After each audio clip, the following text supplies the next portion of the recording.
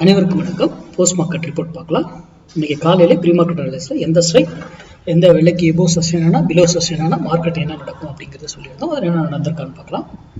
அதுக்கு முன்னாடி இன்னைக்கு மண்டே ட்ரேட் மிஸ் பண்ணக்கூடாது நம்ம ரூல் படி, ஓகேங்களா? ஃப்ரைடே ட்ரேட் லாஸ் பண்ணக்கூடாது.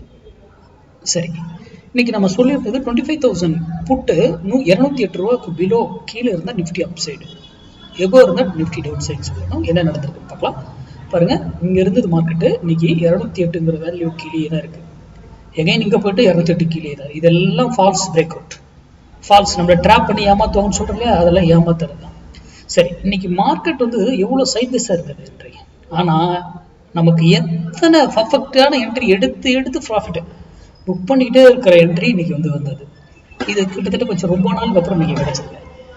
எடுத்து புக் பண்ற மாதிரி என்ட்ரிஸ், ஓகேங்களா? எடுத்து புக் பண்ணணும்.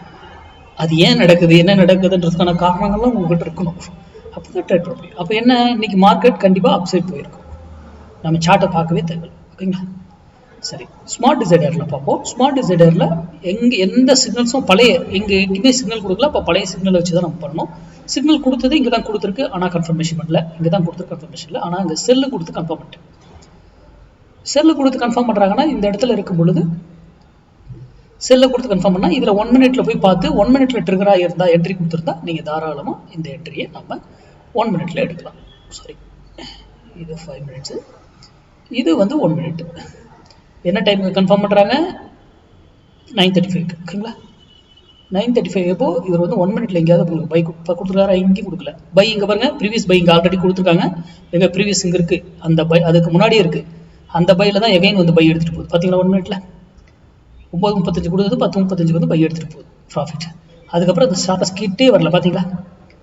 தட் இஸ் மேக்ஸ் ஸ்மார்ட் டிசைடருடைய ரூல். சிம்பிள், அவ்வளோதான். பெருசாலாம் காம்ப்ளிகேட் பண்ணிக்கூடாது.